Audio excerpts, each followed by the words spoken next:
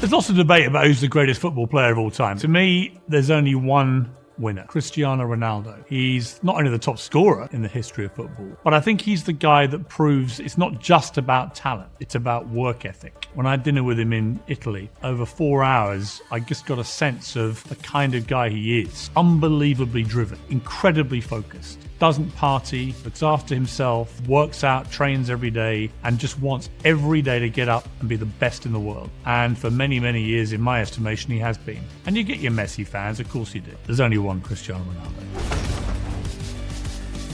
The thing about vegans is they always look so miserable, don't they? They always look like what they really need is a good hot steak. And that's probably what they're all thinking. Because who would voluntarily want to be a vegan? It's so riddled with hypocrisy. The ones who say, well, I'm doing it to save the animals. Really? Because most of you drink almond milk, eat almonds and avocado. How do you think those get made? I'll tell you. By the slaughter of billions of bees in California every year, over a 5-week period.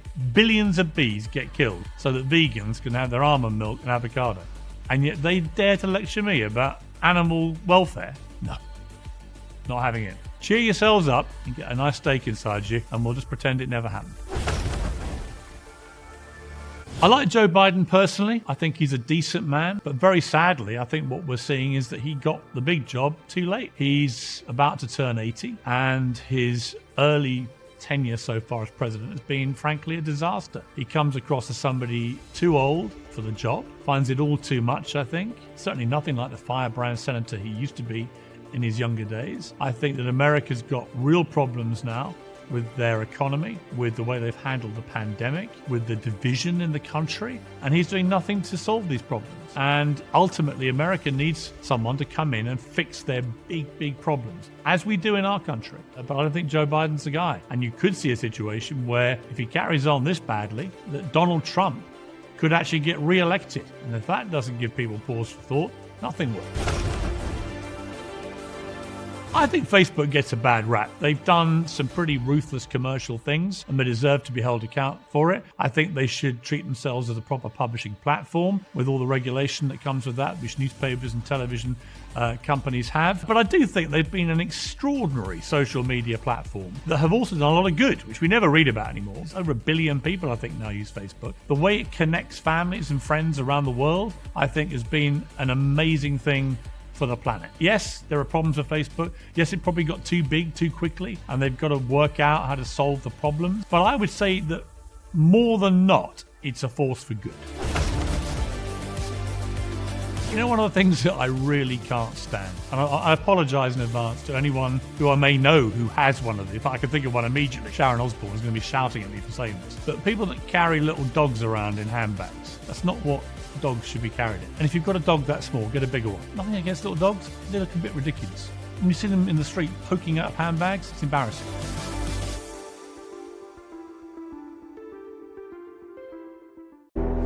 Nadia Nadim was born in Afghanistan. At the age of 11, her father, a general in the Afghan National Army, was executed by the Taliban. Her mother fled the country with her 5 daughters, selling their possessions to fund their escape. On forged passports, they travelled by truck to Italy and went on to a refugee camp in Denmark. And it was there that she discovered football after seeing a group of children playing it over a fence. And despite not speaking any English or Danish, she gestured to the coach that she wanted to play, and he let her join in. Well, Nadia went on to play for the Danish national team over 100 times for her adopted homeland. And last week, Nadia was on air covering the World Cup. But her joy at this career high as a broadcaster was sadly tarnished by the terrible news that her mother had been killed in a road accident.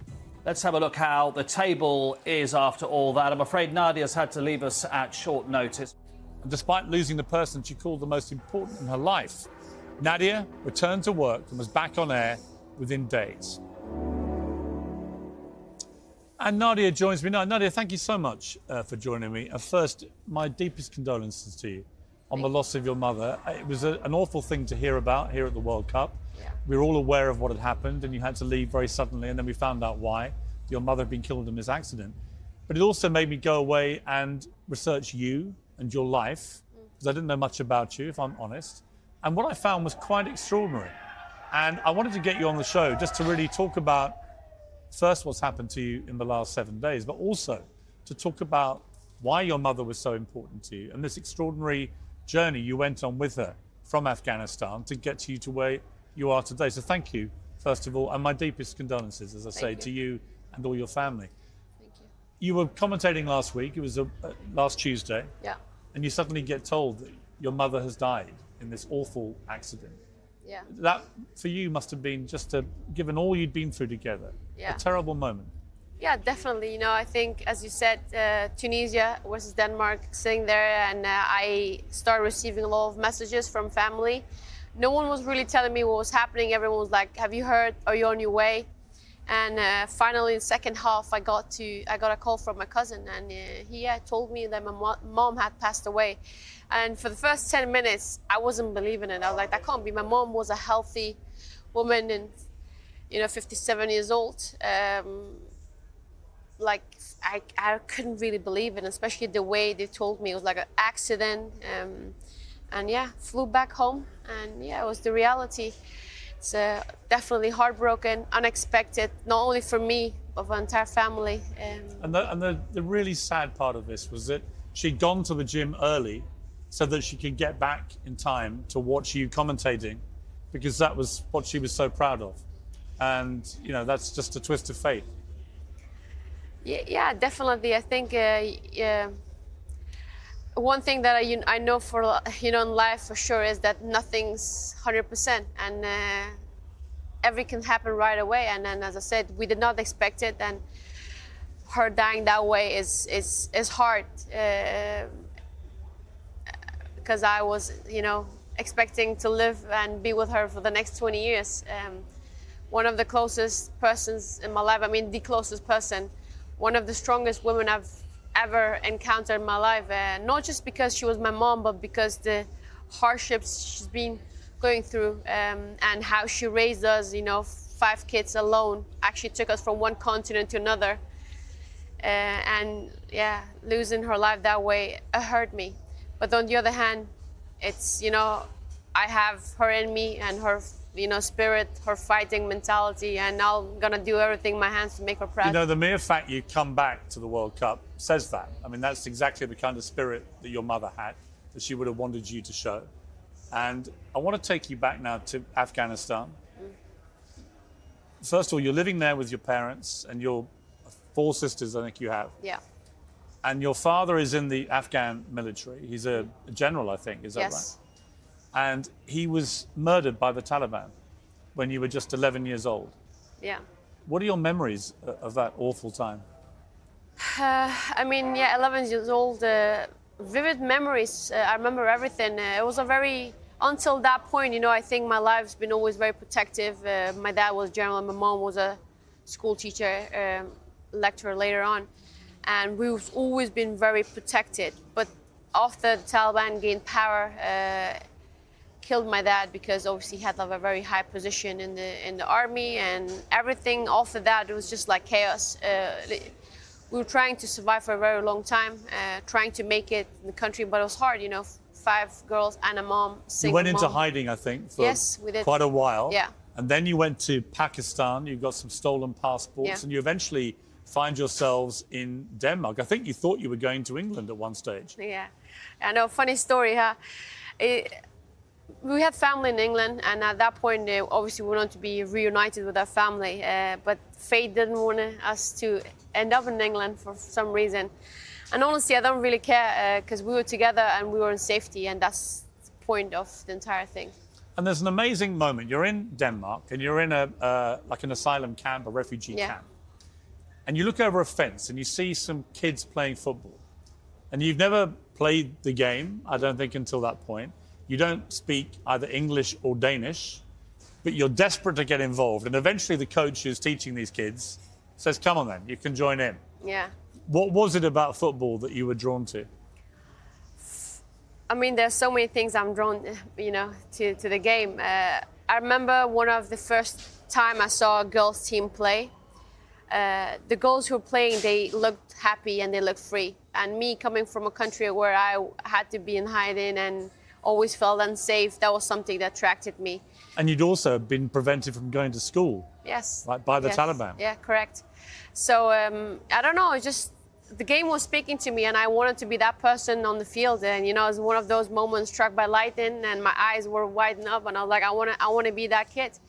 And you know, I have this, I don't know, I always thought it was from my dad's side, this fire inside of me, but I for sure know now it's from my mom's side. Probably both, right? Yeah, I guess so. It's a combination. Yeah. And it turns out you are unbelievably good at football. In fact, you go on to play for Denmark over 100 times. You score in a European Championship final. You're a brilliant player. You're one of the great female footballers there's ever been. And yet it was all really just fortuitous. The luck of the draw of life that took you from Afghanistan to Denmark and then this remarkable career. Fate. Yeah. I do believe in fate. And I think also that's one of the reasons I can sit here today after less than 7 days my mom passed away. Because I'm an emotional person, but I'm very also rational thinking, you know. I think what's meant to be is meant to be. And I try to find a positive in every situation I am in. And I think football gave me a life. And, you know, my background brought me to football. And then football gave me the life I have today. And yeah, I want to take it, and I want to do as much as good possible. Most people would say that's enough. Drama, horror, challenges for one life, but not you. You've decided to become a doctor, and you're now involved in surgery, in repairing bodies, effectively, right? Yeah, I actually graduated as a doctor this January 14.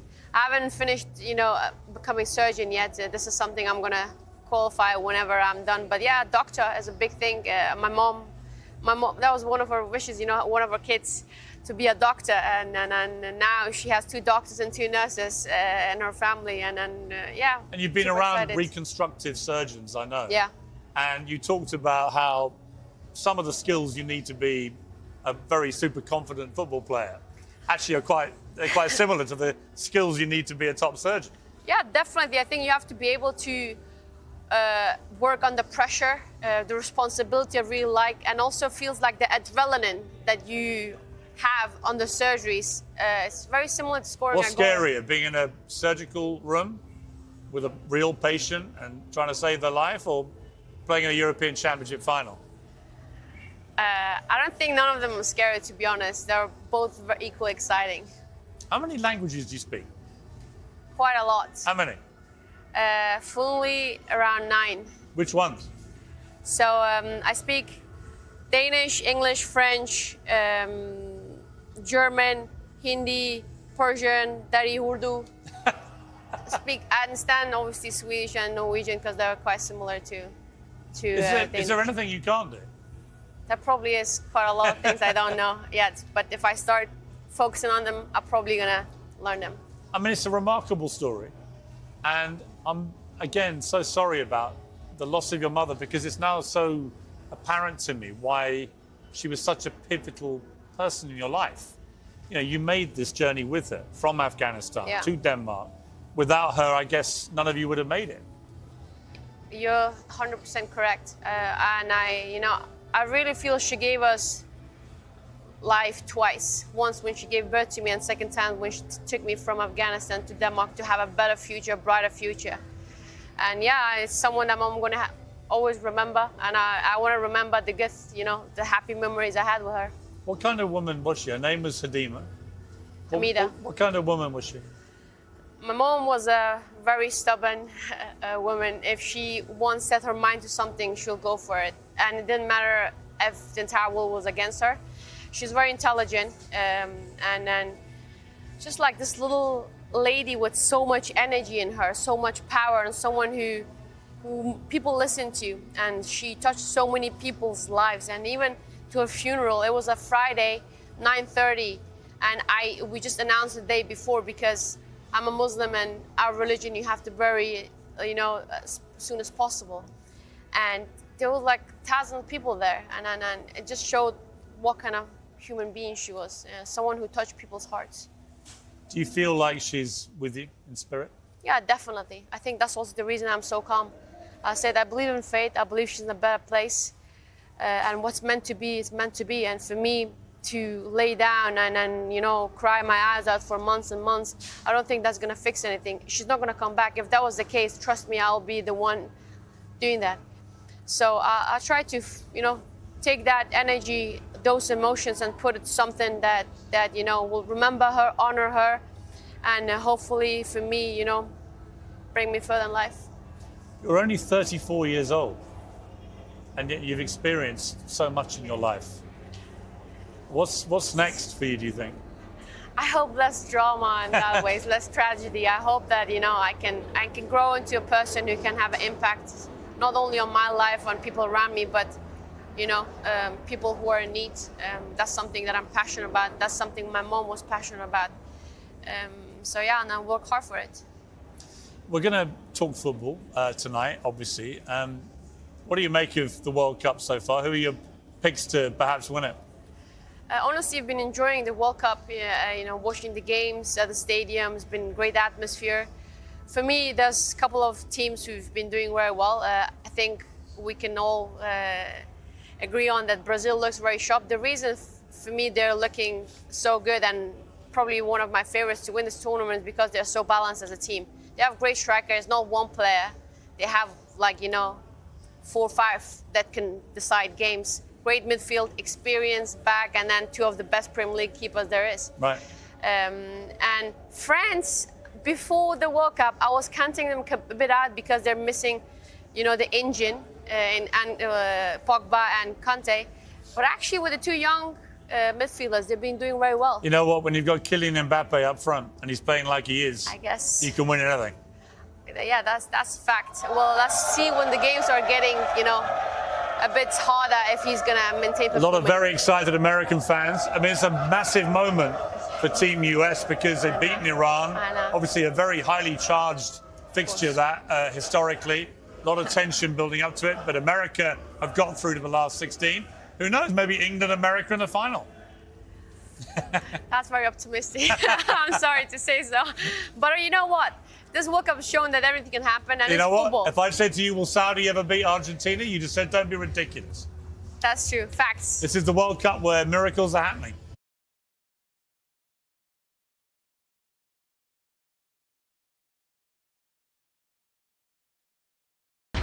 So, yes, Piers, I have a question. James Sudridge, thank you so much for joining us Always this a evening. pleasure. Piers Morgan has a question for you. How can Boris Johnson stay in office tonight? I'm happy to answer questions from you. My wife would divorce me if I took questions from Piers Morgan. Let me put my cards on the table. I've always supported trans rights to fairness and equality, and I mean that sincerely. I want everyone... bro. Well, you can say bro, and that's fine. You're entitled to. It's an uncensored show, and you've just proven it. But let me just say to you, I always Wasn't your profile picture? Well, wasn't your hang profile on, picture? I You listened to... identifying as a okay. penguin. Congratulations on a hole in one. All right, thank you very much. And thank you for a great interview. Thank you very much. Appreciate it. Okay. Thank you. Okay, let's go. That was a great interview. Yeah, that's fine. Thank you very much. I really appreciate it. Turn the camera off.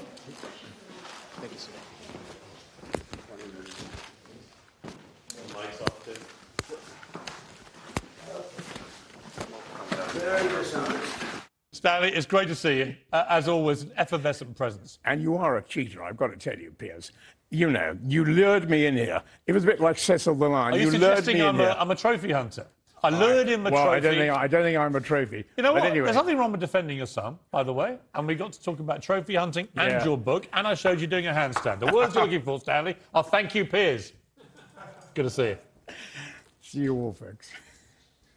Tell Boris to come in soon. No honesty, no objectivity, no openness. He has trashed every single one of the standards in public life. And Piers, I've got to tell you, I thought I was coming on to talk to you because you're quite a serious person. I've got Sherwood on pause downstairs. Take Douglas Murray, take him back and put him in his 55 Tufton Street bin, and I'll see you later. All the best. Thank you, Alistair Campbell. Nice to see you. Piers, take care. Lots of love to Aaron. Thanks for joining us, Lots of love. Alistair. Thanks very much indeed for joining us. We've sadly lost Alistair Campbell. I would support you. The problem I have with your tactics is you put me off supporting you. You don't bring me to your protest, I don't think, oh, I want to join these guys. They're making a great point. I just look at this poor woman and think, why have you done that to her and her kid? I look at these terrible stories of a woman left paralysed because you lot were lying in front of a car. It's like, why do that? There are other ways to protest. Because you're not listening to what I've just said. You're not emotionally connecting to the fact that what I've just said to you is 1 billion Actually, people... you're not listening to what I'm saying. No, I am, but what I'm saying was we're in this what you're not awful- hearing is I'm agreeing with your cause, with the campaign but you're I've just waging. said to you it's I not just a don't agree cause. with the tactics. I want you to concede, Liam. But I don't agree with government criminality. Let me finish. I have issues about safety for women. I have issues about other areas of women's rights. Do you understand... Piers, well, let me shut finish. up, Let me ask bro. you a question. Do you understand and appreciate... What are all these dog whistles and talking points? They're not dog whistles and talking points. They are legitimate areas of concern. You can't just call everyone who disagrees with you transphobic. Shut up, please. If you keep swearing, I'll have to cut you off. You can go and have a look at their websites. You can have a look at their Twitters. Like, they are transphobic. Yes, but I am Kelly talking J. to you... Keane was kicked out of... I just said to you... All right, if you're going out of Women's Place UK for being If you too don't want to have a racist. civilised Like, these are not conversation with good me... people. OK, look, I'm trying to give you a chance. I've explained my position. What is your problem with my position? I don't really know. I'm going to leave the interview now. I kind of only came on here because I thought it would be kind of funny. But I want to say you're a and you're a fascist. All right. Well, I apologise again to all viewers who are listening to that. Unfortunately, a complete idiot. And When was the last time you went to university, Piers? When was actually, the last time you were a student? I was a student when I was 19. Oh, how old are you? That's a long time ago. That is a long ass time ago. You're being ageist. Can I say that? You're being ageist. No, I'm just saying. Wow. That's a fact. I'm it was triggered. a long time ago. Triggered. Can you not? No, can you not Honey, be... you're the snowflake no, here. can you not be You're ageist? the snowflake here. On the vote of their confidence, Okay, Gay is just following ask him. through on Does that. he think he's now Britain's comical alley?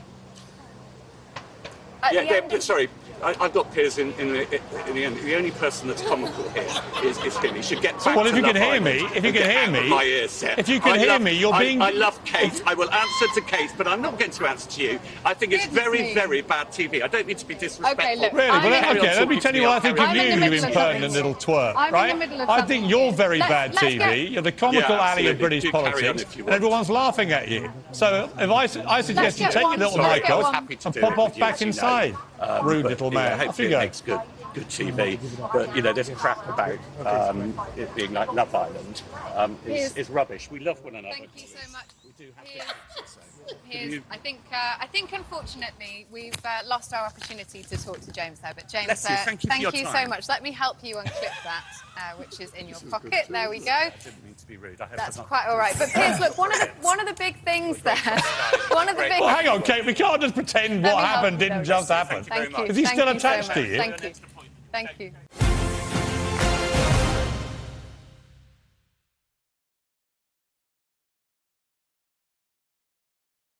Well, talking of teams, everyone I think by now probably knows that my team allegiance is Arsenal Football Club. So I'm absolutely delighted to be joined by the man who transformed my club from the mediocre minnows of the Premier League to the all-conquering champions, because he brought this strange guy in called Arsene Wenger, who we'd never heard of. And he'd been in Japan. We were like, he's lost his mind, this guy. But David Dein knew what he was talking about. He was the vice chairman of Arsenal. And the rest is history. Won the league 3 times in 8 years, a host of other trophies, and became the best team in the world, probably ever. And David Dein is with me now. David, great to see you. It is. And Nadia's kindly agreed to stay with us. David, a lot of speculation. Well, first of all, your reaction to the result tonight, England, what did you think? Very satisfied. We started off very slowly. It was a bit of a pedestrian first half, but certainly woke up in the second half, and it was a very good, accomplished performance. And I'm delighted for the team and for all the fans. Who would have thought that we could score 9 goals at a World Cup and Harry Kane wouldn't get any of them? There you go. Well, I mean, it's a good problem for Southgate to have. Everyone's banging in goals apart from the guy who normally does. That's right. But you're only as good as your last game. You've got to keep winning. What does Southgate do now with this team? Because now there's a lot of competition for places. He brought Phil Foden back in. Yes. I think after he read my column in The Sun, I'm not sure, demanding Foden start, but he was great tonight. Marcus Rashford was on fire tonight. He was. I don't Scored a see couple of how he can drop Rashford, but he can't play Rashford, Sterling, Saka, Foden and Kane and Mount and Grealish. Yes. Piers, we're all frustrated managers, aren't we? Who would you put? And I can see who would you you, are. if it's Senegal in the next round we've got, right? On Sunday evening, I think. Yeah. Who would you put in that front five? I'm very pleased I'm not the manager because he's got to stand up to be counted, and he'll be judged on on the team's performance. Now, what do you think? Who would you put now? If you were Gareth Southgate, obviously Kane starts. So who do you put around Kane? That's hard. That's a and who very do hard you drop? decision. Who do you ruin their World Cup? I don't know. I think Rashford's been doing very well, so I'll choose him. And then also Saka, because I'm also Arsenal fan. I think you've got to play Saka on the right, Foden in behind Kane, Rashford. I mean, well, one of them's going on the left. And they can't both, can they? It's a pleasant problem to have. Yeah. Luxus. It's a good problem. Let's turn to the World Cup more generally, because, David, you've been one of the top football executives for many decades now. You know how it all works. Let's start, first of all, with all the noise around FIFA as an organisation. You've dealt with them over the years. How much of the criticism is justified? Well, I think perhaps initially, certainly when the bid process went on, it was definitely flawed. There's no question about that. However, that was 12 years ago. We have to move on. We've decided to put a team into the World Cup. We've qualified, and we've got to give them the best support we possibly can. And I really feel sorry for people who haven't come out here because they're missing a lot. They're missing a phenomenal tournament. I have personally seen 15 out of the last 16 World Cups. My first World Cup was 1960. How many have you seen? 15 out of the last out of 6. Have you really? Since 66. What, 4 a day you've been going to? No, I'm talking about World Cups. Oh, Never right. mind the games. But how many games have you been going to here? 4 a day. I've been in heaven. I've been obviously going around with Arsenal. We've been seeing 4 games a day. Out of all the games, we've only missed 2 out of the whole. I just want to interrupt because there's a man chanting Piers Morgan is a legend, and I wouldn't like to think the cameras hadn't picked that up. So just want to make sure we got that on camera. You sure he didn't say leg end? So Did you? How many World Cups have you been to? World Cups, the first one was 1966 at Wembley when we won it. I was 1. Yes. So you went to that one? I've been to 15 since then, missing out one in 1982 in Spain. Otherwise, So I've seen everyone. 15 World Cups. And Piers, out of all of them, this has to rank right at the top. This is as good, if not better, than any other. It is Funny enough, I saw Graham Souness this morning. He said the same thing. Best he'd been to. It's been phenomenal, the whole organisation of it. You know, people are quick to criticise and slow to praise. Qatar deserve a lot of praise for the way they've put it on. Last night we went to the game at Lusail Stadium. It finished at 5-12. I was back in the hotel at 12:15. Couldn't do that Should at Wembley. politics ever get involved with sport? I don't think so, because where does it end? Sport is a sport, football is a sport, and we've got to treat it as such. And once you start introducing politics, we're in trouble, because we could have 32 countries here with different political messages.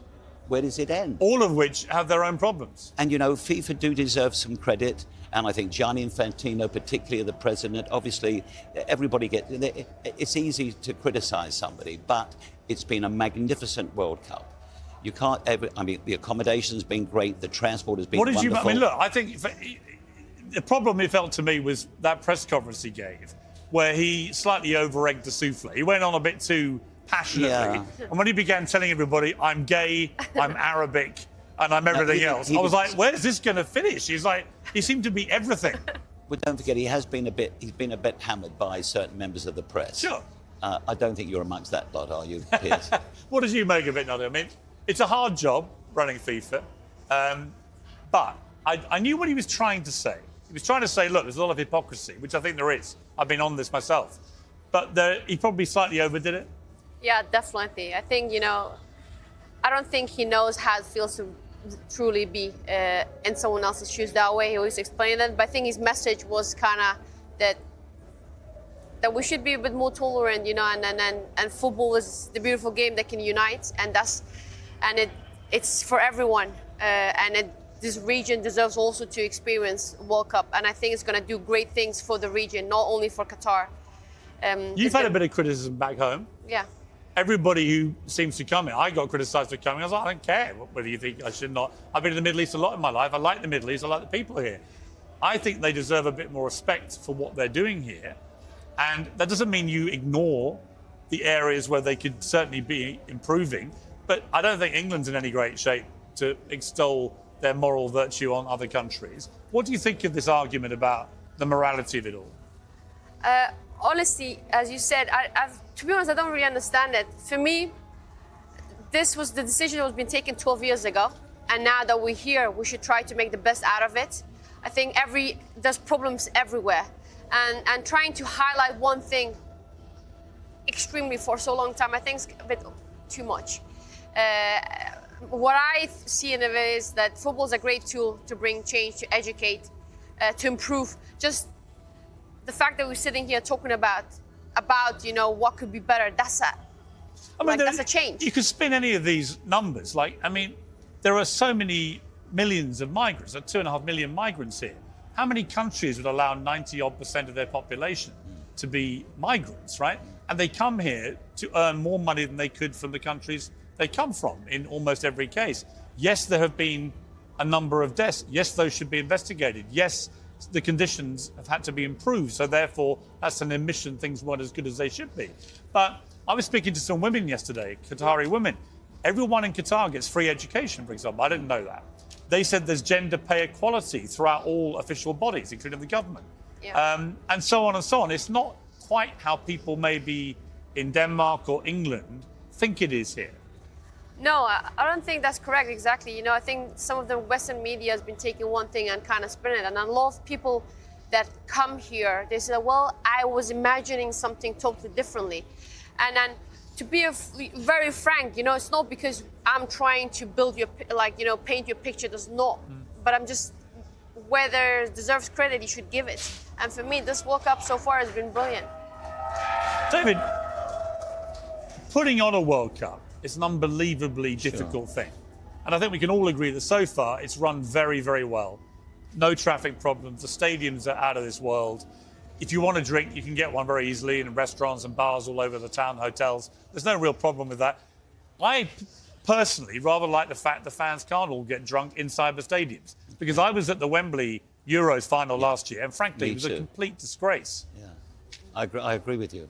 And the capacity, they're running now at 97% capacity, so virtually every stadium is full every game. Well, that atmosphere tonight, America-Iran, was probably the best atmosphere so far. There you go. Well, I thought Argentina-Mexico was really red. I mean, that was wonderful. And nearly 90,000 people, and a lot of the Argentinian fans, the Mexican fans, were side by side. And I mean, for FIFA, this has been a phenomenal success. It really has. What about the allegations which have swirled around FIFA for decades of corruption? You know all these people. Yeah. We know that a lot of them have been caught with their fingers in the till. So the corruption has clearly been real and clearly been going on. Should FIFA go through a wholesale reformation, do you think? Well, no, but I think in fairness, when Gianni Infantino, don't forget, he inherited that mess. And to his great credit, I think he's actually cleaned up the shop. So I think he deserves something for that, for the way FIFA currently being run. Of course, everybody's going to be critical. He's got 211 mouths to feed. Not everybody's going to be satisfied. That goes with the territory. I mean, there's huge money in a World Cup.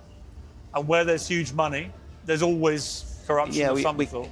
Piers, we can be cynical, but meanwhile, this tournament will gross something like $7 billion. Right? You've got to say that is a huge success. It's wonderful. And it all gets recycled back into football around the world.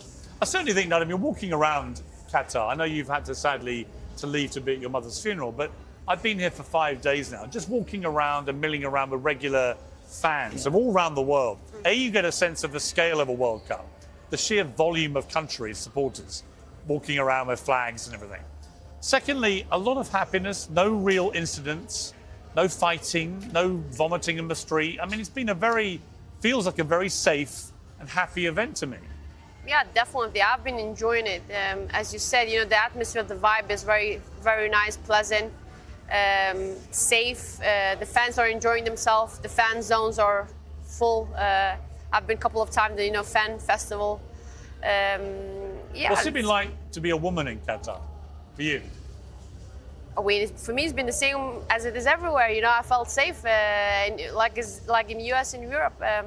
As I said, it's very hard to point fingers if you haven't really experienced it yourself. And this is a way for us to educate. I think football has that power to educate. See, because you read something or you heard something without actually being also there. Also for you, coming from Afghanistan, where you were deprived in education by the Taliban, and now millions of young girls in Afghanistan are once again being deprived in education by the Taliban, to come to a country like Qatar, which is a small country, but where education is free for all, including all girls, I mean, that's not a thing to turn our noses up at. No, I think that's amazing. I think that's a great example to set. That should be a norm anywhere, free education. But unfortunately, that's David, not the case. Who is going to win the World Cup? Come on, you know your football. Well, I think Nadia wasn't far wrong when I think you went for Brazil. Brazil, they're my... I think France won't be too far away. I don't think Portugal will be far away. They won't be. They look good. And I have to tell you, yesterday was one. I mean, we're seeing. I'm going around a lot with Arsene.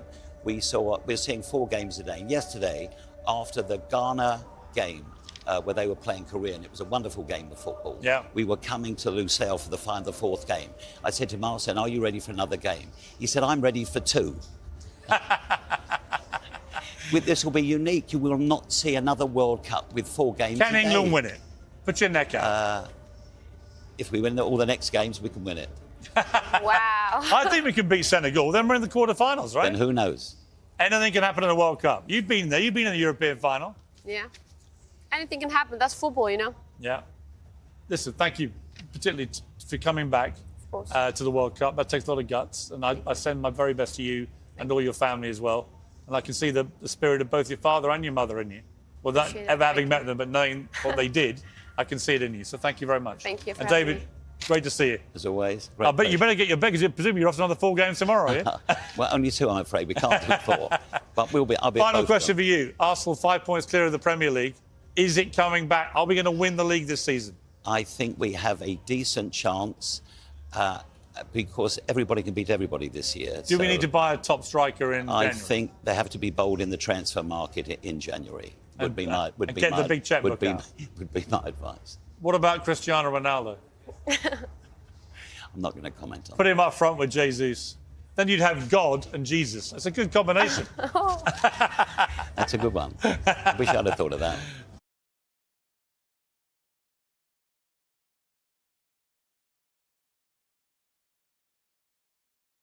Yes, because I cannot continue my work for 2 or 3 reasons. First of all, I have a suspension, and this suspension is just starting and is going to continue, I'm sure, because if you can see how it was done, it's going to continue.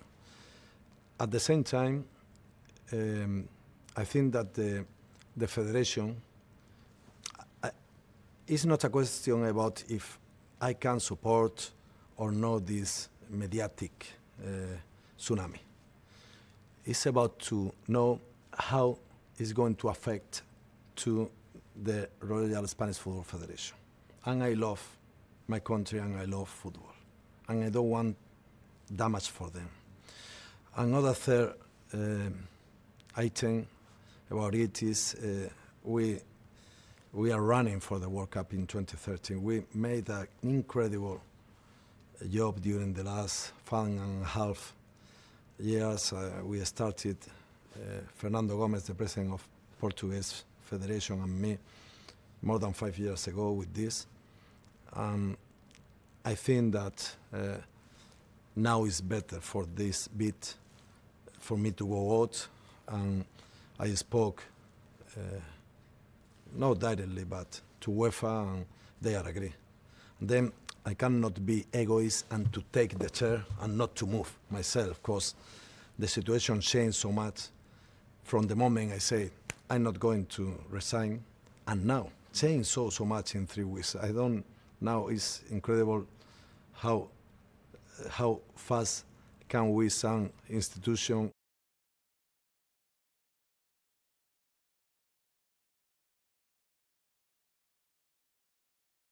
Good evening, I'm Piers Morgan. Uncensored, some breaking news tonight. Sad breaking news. Another unspeakable mass shooting in the United States. At least 6 people have been killed and 24 others hospitalized in an attack on a 4th of July parade in suburban Chicago. Police say the gunman is still at large and still considered armed and dangerous. He's described as a young white man, aged approximately 18 to 20, which sadly appears to fit the all too familiar profile now of these mass shooters in America. There are no further details yet on his motive, but police believe he opened fire from a store rooftop. Witnesses have described hearing a volley of shots in quick succession and seeing bloody bodies covered in blankets. Well, I'm joined now by eyewitness Miles Zaremski. Miles, thank you so much for joining me. I'm so sorry you've had to go through this. It must have been an absolutely horrific experience. Just if you could, tell me what you witnessed today. It was gut-wrenching, and it was like out of a science fiction movie, but it was so real. It was a nice day in our suburb, Highland Park, which my wife and I have lived since 1976.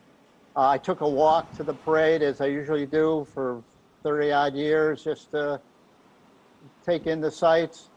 And I was about a half a block to three-quarters of a block away from the scene of the carnage, which was on Central Avenue, which was the main thoroughfare of our suburb, and the cross street was 2nd Avenue, 2nd Street. And at first I heard a pop, and then a second pop, so I thought it was the backfire of one of the vehicles that started off the parade, or maybe a firecracker, and then there were multiple pops. Pop, pop, pop, pop. And I'd say there were two sets of pops, probably 15, 20 each, you know, maybe 30 overall. And then all of a sudden, the crowd started rushing towards me or going west on Central Avenue. And they were just, it was like mass hysteria. And so I was not knocked down, but then I kind of gingerly walked forward and saw something I've never seen in my entire life, even having been in the service decades ago, of blood on the ground, individuals with blood on them. I saw at least a couple that were in a pool of blood and not moving as if they were deceased. And even I think I saw a young boy who was ashen in his parents' arms, as he was not moving either. It was just horrific. And what makes this doubly horrific, I guess, was that it was on July 4th, the day that we celebrate our country's founding. And Highland Park is a lovely, law-abiding community, a suburb of Chicago. We're not a troublemaker or rabble-rouser. And if it can happen in Highland Park, it can happen in any area within the country. And yes, of course, it's happened at churches and synagogues and schools and entertainment venues. It was just horrific, Piers. Miles, it's such a graphic description of what you've been through, and you've really taken us to what happened. But you hit the nail on the head there. There have been so many mass shootings recently in America, horrific mass shootings. But for this to happen on July the 4th, for somebody to be on a rooftop of a store, deliberately targeting Americans as they celebrate their independence, it's a particularly heinous crime. What does it say to you, coming off the back of so many horror mass shootings? What does it tell you about the state of your country right now? Well, I didn't want to get into politics, but obviously we need to do more in the United States as elsewhere. Look what happened in Copenhagen the other day. Yeah. To protect us from gun violence. And those that think they have a free reign on guns, which they don't. The Second Amendment in our country is not all encompassing. It's limited. Given my legal background, I know a little bit about that. But what does it say about the United States, indeed all over the world, is that people don't care about human life, and our politics in the United States are an example of what is going on. And those that don't want to protect us from guns just don't have the cojones, excuse my word, in passing appropriate legislation. But that's a political thing. But having seen it firsthand, God help us all. Yeah. Miles, I'm so sorry again to you and to everybody caught up in there. My son's just got back from being at University of Chicago, so I know the city well. And it's I was an adjunct lecturer there at the law school. And it's a wonderful school. It's a wonderful city. It's been sadly ravaged by gun violence. But as you rightly say, you know, Highland is a very nice suburb of Chicago. It's not a gangland area or anything like it. And for this to happen there, on this particular day is an appalling crime. Miles, thank you so much for joining me. Thank you for having me, Piers. Best. Bye-bye. Wish you all the best. Thank you. Well, I wanted to celebrate over a few minutes today the 4th of July on behalf of my American friends. Obviously, it's a bittersweet day for we Brits because we got kicked out of the country. But America won its independence, and they come together on this day, usually every year, to celebrate together, of all political persuasions. But it doesn't feel like that today, does it? This latest mass shooting, another horrific event, in a way horribly exemplifies so much of the hatred and tribalism in the US right now. It's a country that I love. I love the people. I love the country. But where's the national unity? Where is the United States? It looks to me more disunited than ever.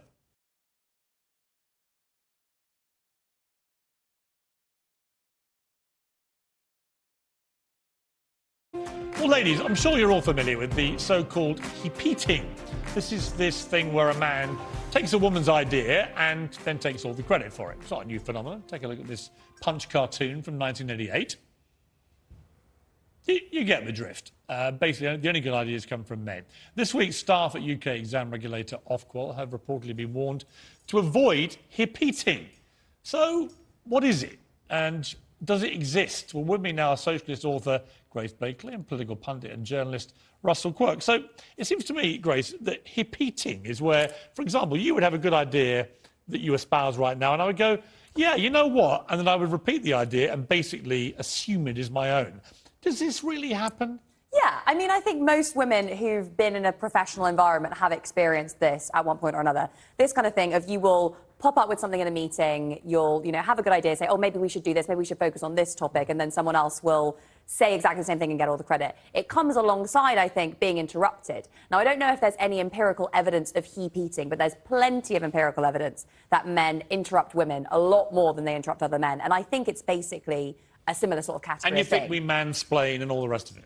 Occasionally, yeah. You see, Russell, my argument about this would be that a strong woman just doesn't take any of this stuff. Well, I worked with Susanna Reid at Good Morning Britain. She wouldn't accept me mansplaining or interrupting or any of these things, and she would never dare suggest publicly that I was repeating because it would make her look so weak. Well, I don't know any women that would tolerate this, and I've certainly never been in any situation where I've seen it. I've seen plenty of situations where it's worked the other way around, and certainly where men have repeated and taken the credit for other